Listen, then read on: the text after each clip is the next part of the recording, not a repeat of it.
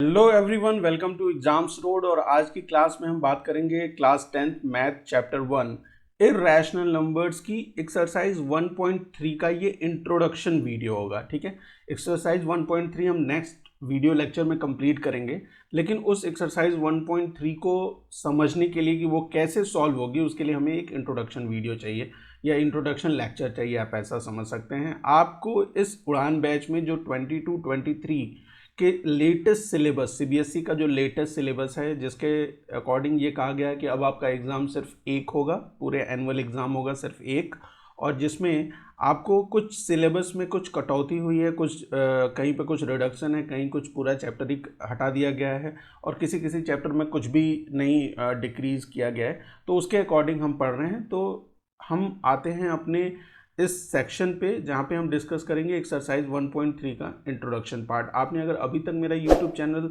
Subscribe नहीं किया है तो आप सब्सक्राइब कर सकते हैं, क्योंकि आपको ये चीज़ समझ में आ गई है कि इस चैनल पे आपको क्या मिलेगा, लेटेस्ट सिलेबस के अकॉर्डिंग जो 22-23 का है उसके अकॉर्डिंग मैथ्स का पूरा सिलेबस कवर कराया जाएगा। तो आते हैं हम डायरेक्ट अपने टॉपिक पे। टॉपिक क्या कह रहा है कि जैसे मान लीजिए हमारे पास जो भी नंबर्स थे, अभी से पहले हमने जो भी नंबर्स पढ़े थे उनको हम ब्रॉडली दो पार्ट में डिवाइड कर सकते हैं।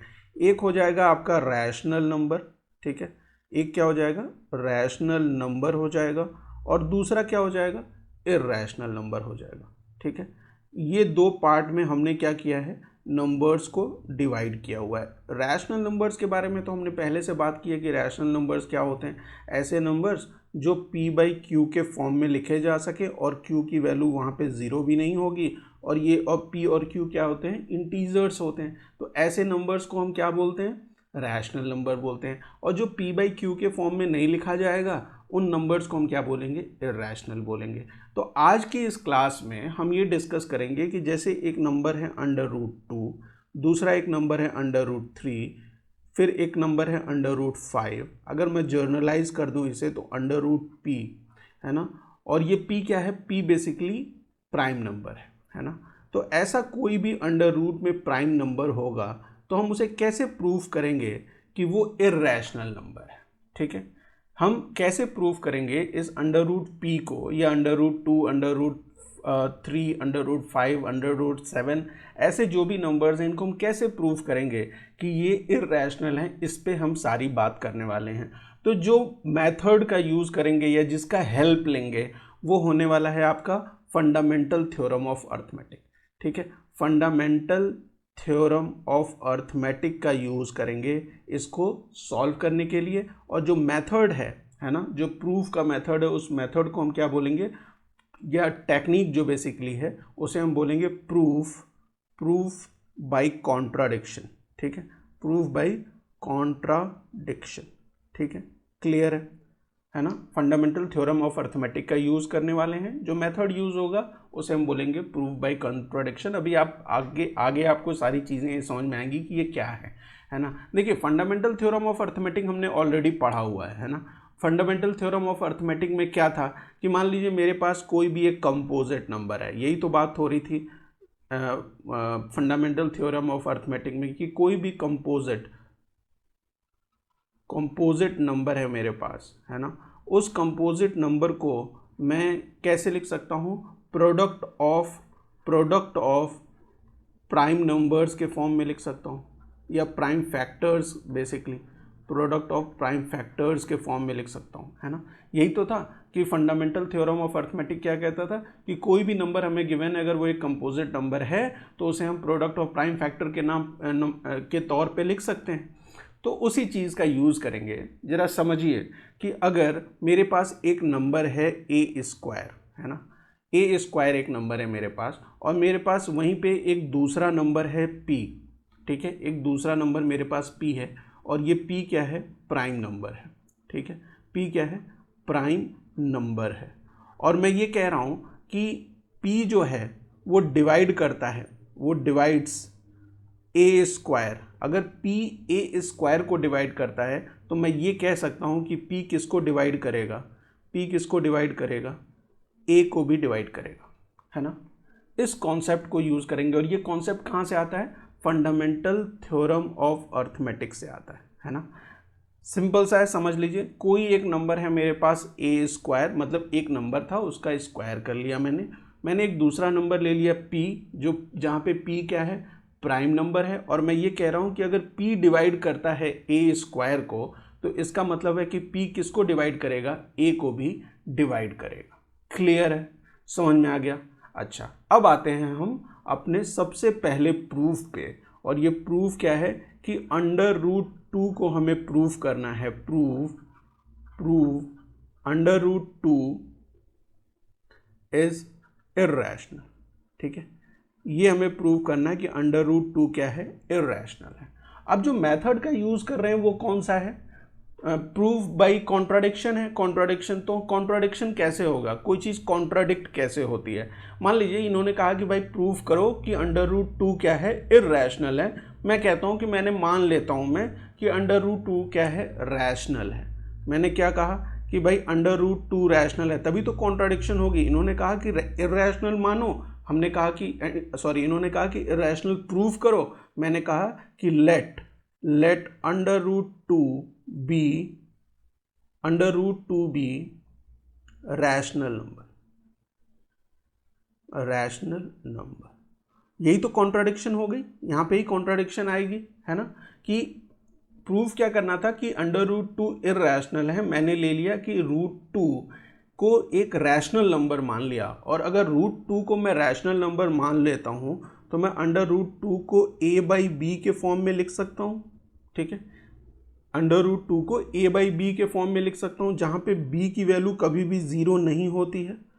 a और b दोनों के दोनों क्या होते हैं, इंटीजर्स होते हैं।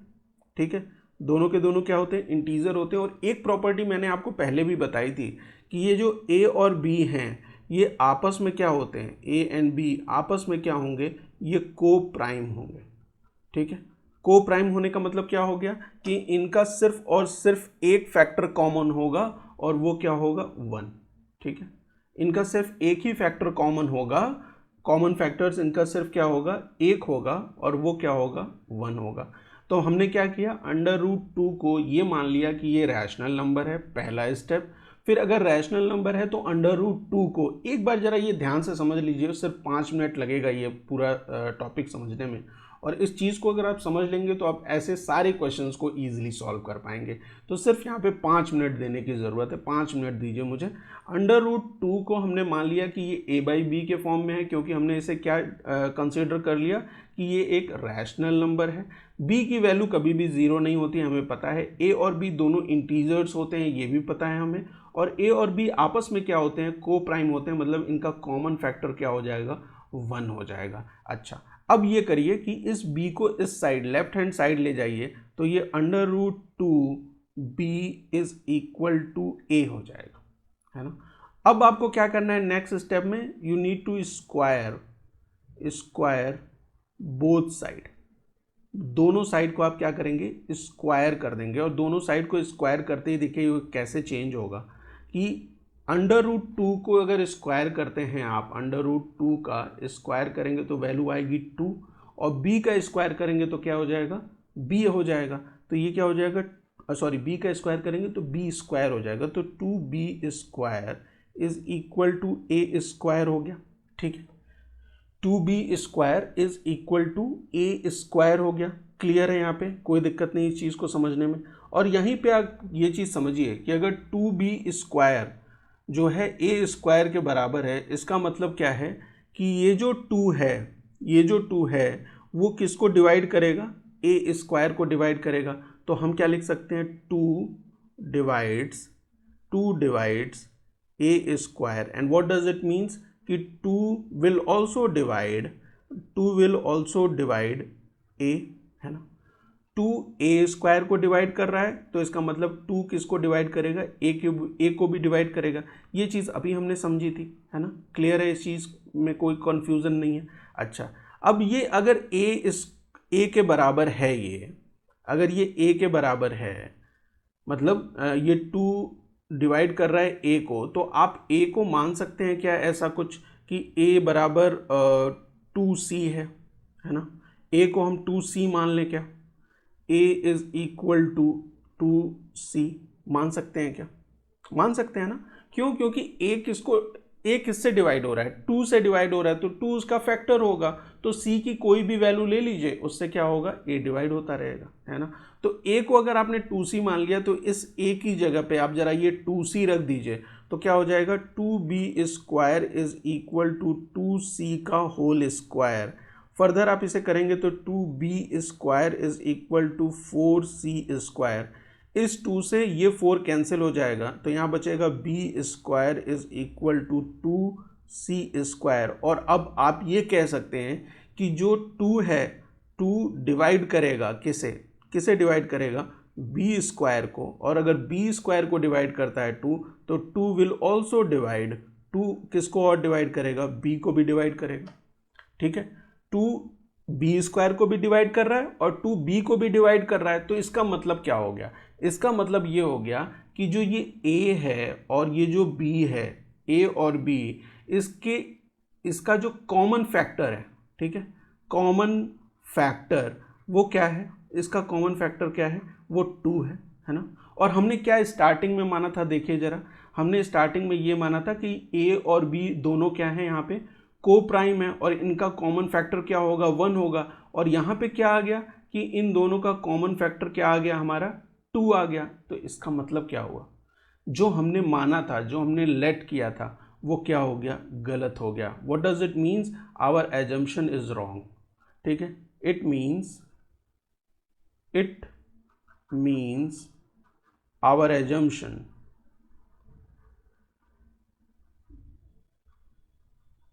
इज रॉन्ग, है ना, हमारा एजम्पशन रॉन्ग है ना। और हमारा एजम्पशन क्यों रॉन्ग हुआ, क्योंकि एक कॉन्ट्राडिक्शन हो गया, है ना, बिकॉज इट contradicts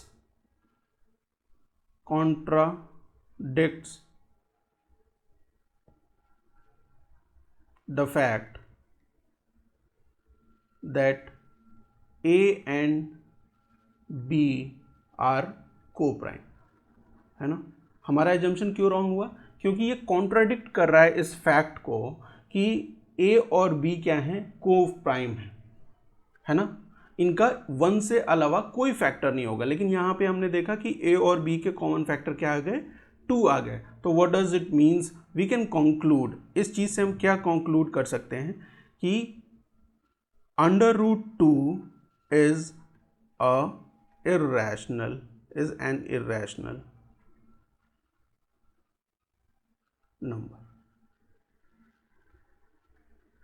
एन होगा या ए होगा, इज लिख लीजिए, चलिए एन और ए के चक्कर में मत पड़िए। तो √2 क्या होता है, एक इर्रेशनल होता है। ये हमारा क्या है, कंक्लूजन है। समझ गया कैसे सॉल्व किया हमने। इसी तरीके से आप √3, √5, √7 भी कर सकते हैं। तो नेक्स्ट टॉपिक पे, नेक्स्ट पार्ट में हम √3 को सॉल्व करके मैं आपको दिखाता हूँ। हमें ये प्रूव करना है कि प्रूव √3 इज इर्रेशनल, है ना, ये प्रूव करना है। तो अब तो आपको समझ में आ गया कि कैसे प्रूव करते हैं। कैसे प्रूव करेंगे, सबसे पहला स्टेप क्या होगा, लेट या एज्यूम √3 बी रैशनल, है ना। पहला स्टेप क्या हो जाता है कि हमने एज्यूम कर लिया √3 क्या है, रैशनल है। और अगर √3 रैशनल है तो √3 can be written as a/b, where b is not equal to 0, a and b both are integers, ये integers होंगे, और a and b are co-prime, ये क्या है, co-prime है। co-prime होने का मतलब क्या हो गया कि इन दोनों के कॉमन फैक्टर्स क्या हो जाएंगे, 1 हो जाएंगे। क्लियर। नेक्स्ट स्टेप में क्या होगा, आपको b को लेफ्ट हैंड साइड ले जाना पड़ेगा। तो b को लेफ्ट हैंड साइड में मल्टीप्लाई कर दीजिए, तो ये हो जाएगा √3b is equal to a। अब आप क्या करेंगे, स्क्वायर कर देंगे, स्क्वायरिंग बोथ साइड, दोनों साइड को आपने क्या किया, स्क्वायर कर दिया, ठीक है। तो यहाँ पे क्या आ जाएगा, 3, √3 का तो स्क्वायर क्या हो जाता है, 3 हो जाता है, और ये b square is equal to a square हो जाएगा। और यहाँ से हमें क्या चीज़ पता चली फंडामेंटल थ्योरम ऑफ अर्थमेटिक के यूज़ से, कि 3 divides 3 divides a square and that therefore 3 will also divide a, क्योंकि 3 क्या है, एक प्राइम नंबर है ना। और ये चीज हमने किस चीज से प्रूव की, फंडामेंटल थ्योरम ऑफ अर्थमेटिक्स से। ठीक, अब 3 डिवाइड करता है a को, तो हम a को क्या मान सकते हैं, a को हम 3 के मल्टीपल के फॉर्म में मान सकते हैं कि a is equal to 3c लिख लीजिए, है ना। a को आपने 3c मान लिया, और ये जरा इस वैल्यू को यहाँ पुट कर दीजिए, पुटिंग ऐसे लिखेंगे आप, putting a is equal to 3c in above equation, ठीक है। तो यहाँ पे क्या हो जाएगा, 3b square is equal to 3c का whole square, that is 3b square is equal to 9c square. Clear है, 9c स्क्वायर के बराबर हो गया, है ना। अच्छा, नेक्स्ट पार्ट में देखिए क्या कर पाएंगे अब यहाँ पे कुछ चीज़ें कैंसिल आउट हो रही हैं, तो उन्हें आप कैंसिल कर लीजिए। जैसे इस 3 से ये 9 कैंसिल हो जाएगा, तो 3 टाइम्स, तो b square is equal to 3c square हो गया। अब यहाँ से क्या पता चला, यहाँ से ये पता चला कि 3 किसको डिवाइड करता है, b स्क्वायर को। इसका मतलब 3 किसको और डिवाइड करेगा, 3 विल ऑल्सो डिवाइड b, है ना। और इसका मतलब क्या हुआ कि जो ये b है और ये जो a है, b और a के जो कॉमन फैक्टर हैं, व्हाट डज इट मीन्स कि b और a का कॉमन फैक्टर क्या है, वो 3 है ना। b और a का कॉमन फैक्टर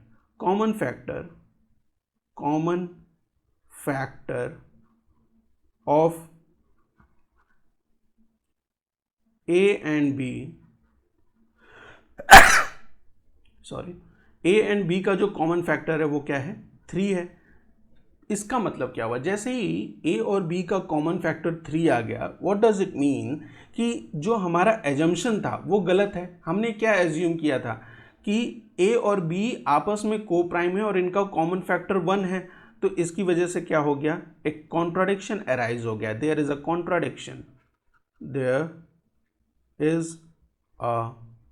कॉन्ट्राडिक्शन दैट, क्या कॉन्ट्राडिक्शन है, a and b are coprime, है ना।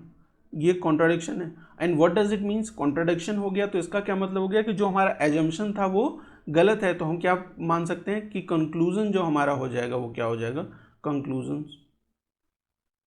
कंक्लूजन क्या हो जाएगा कि √3 जो है, √3 इज इर्रेशनल। अगर रैशनल नहीं है तो √3 क्या हो जाएगा, इर्रेशनल हो जाएगा। क्लियर है, समझ में आ गया कैसे सॉल्व होता है। अब मुझे लगता है कि आप इस तरीके का कोई भी क्वेश्चन आएगा √5 √7 तो आप इसे कर पाएंगे। नेक्स्ट आते हैं थोड़े डिफरेंट क्वेश्चन पे, जहाँ पे हमें इस तरीके के कुछ नंबर्स दिए होंगे और लिखा होगा शो दैट 5 minus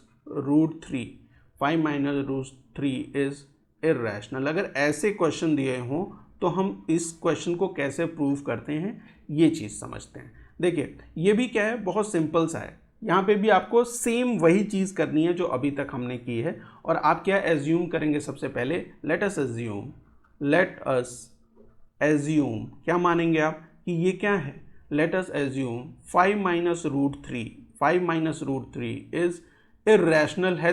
प्रूफ करना है तो हम क्या मान लेंगे कि ये रैशनल है ना। हमने क्या मान लिया, 5 minus √3 को रैशनल मान लिया। और 5 minus √3 को रैशनल मानते ही 5 minus √3 will be of form a/b, है ना, जहाँ पे a और b दोनों के दोनों क्या हैं, इंटीजर्स हैं।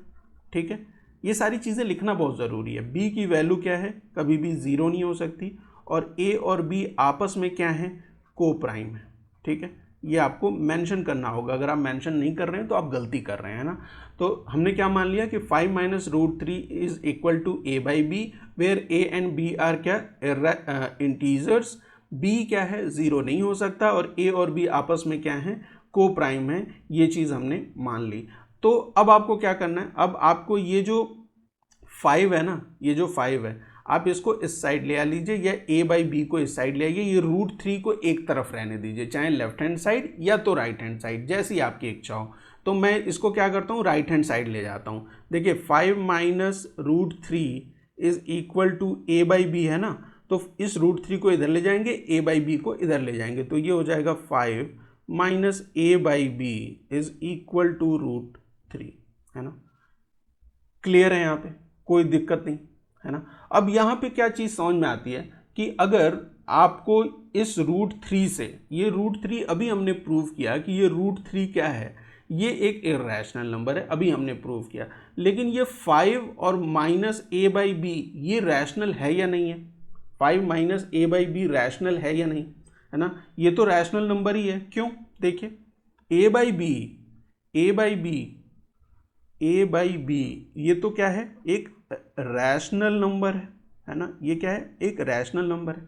5 क्या है, इंटीजर है, तो 5 को हम क्या लिख सकते हैं, 5/1 लिख सकते हैं, ये भी क्या है, एक रैशनल है ना। ये दोनों क्या है, रैशनल है। तो इसका मतलब ये टोटलिटी में ये वाला पार्ट जो है ये क्या हो गया, ये रैशनल हो गया, ठीक है, ये क्या हो गया, रैशनल हो गया। और ये अगर रैशनल है तो √3 को भी रैशनल होना पड़ेगा, है ना भाई। कोई rational number is equal to some number, तो ये कोई जो भी ये नंबर है √3, ये भी क्या हो जाएगा, ये भी रैशनल हो जाएगा। लेकिन यहीं पे तो सारा कैच है, और वो कैच क्या है कि √3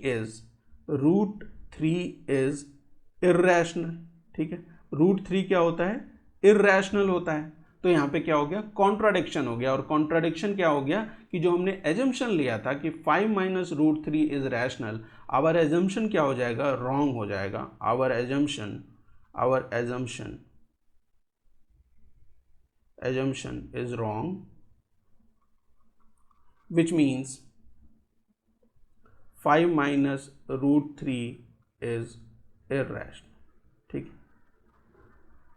क्लियर है, समझ में आ गया कैसे सॉल्व होगा, है ना। और अभी अब मैंने आपको बताया भी था कि √3 को हम कैसे प्रूव करते हैं कि वो इर्रेशनल होता है। तो ये हमें पता है कि ये इर्रेशनल है √3।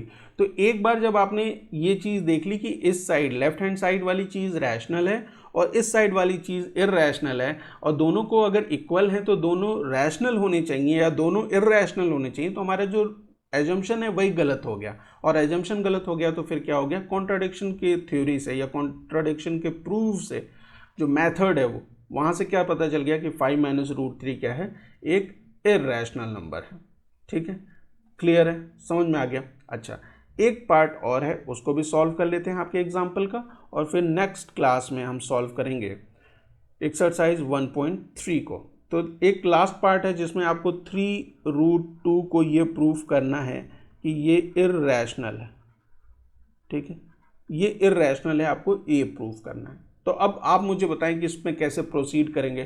तो आप मुझे कह सकते हैं कि सर सबसे पहले तो आप ये मान लीजिए कि 3√2 क्या है, ये इर्रेशनल प्रूफ करना है। तो मान लेंगे कि रैशनल है। लेट अस एज्यूम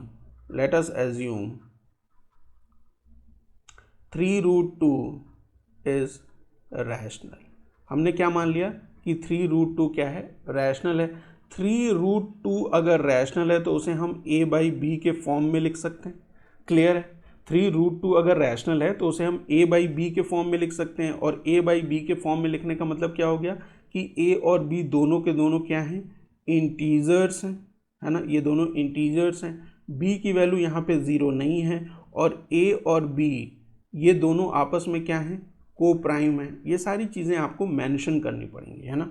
फर्दर ये 3√2 इस 3√2 में ये b को इधर मल्टीप्लाई कर दीजिए, नहीं b को मत मल्टीप्लाई करिए, इस 3 को इधर ले आइए a बाई बी की तरफ, तो ये √2 इधर हो जाएगा और ये a बाई 3b हो जाएगा, है ना, a बाई 3b हो जाएगा। और ज़रा ध्यान से देखेंगे आप इस चीज़ को तो आपको ये चीज़ समझ में आएगा कि a बाई बी क्या था, a बाई बी तो हमारा रैशनल नंबर है ना, क्योंकि इसकी प्रॉपर्टी हमने सारी चीज़ बताई। ये क्या है, रैशनल नंबर है। 3 क्या है बेटा, 3 क्या है, 3 भी एक इंटीजर है, और इसको भी हम 3/1 के फॉर्म में लिखें तो ये भी क्या है, इर्रेशनल नंबर है। सॉरी रैशनल नंबर है ना, ये भी क्या है, रैशनल नंबर है। तो इट मीन्स ये जो पार्ट है, ये वाला पार्ट, ये क्या है, ये रैशनल है ना, ये रैशनल है। और √2 क्या होता है, we know that what, √2 is irrational, √2 क्या है, इर्रेशनल है। तो इसका मतलब क्या हुआ कि यहाँ पे कॉन्ट्राडिक्शन आ गया कि √2 रैशनल है लेकिन √2 होता क्या है, इर्रेशनल। तो इसका मतलब ये है कि जो हमारा 3√2 है इज इर्रेशनल। ठीक है, समझ में आ गया कि हम इसे कैसे सॉल्व करेंगे ऐसे क्वेश्चंस को। मिलते हैं नेक्स्ट वीडियो में जहां पे हम डिस्कस करेंगे एक्सरसाइज 1.3 के सारे क्वेश्चंस को। अगर वीडियो पसंद आई हो तो चैनल को सब्सक्राइब करना मत भूलिए, वीडियो को लाइक करिए और अपने फ्रेंड्स के साथ शेयर करिए। मिलते हैं नेक्स्ट वीडियो में, एक्सरसाइज 1.3 को सॉल्व करेंगे। Thank you for watching.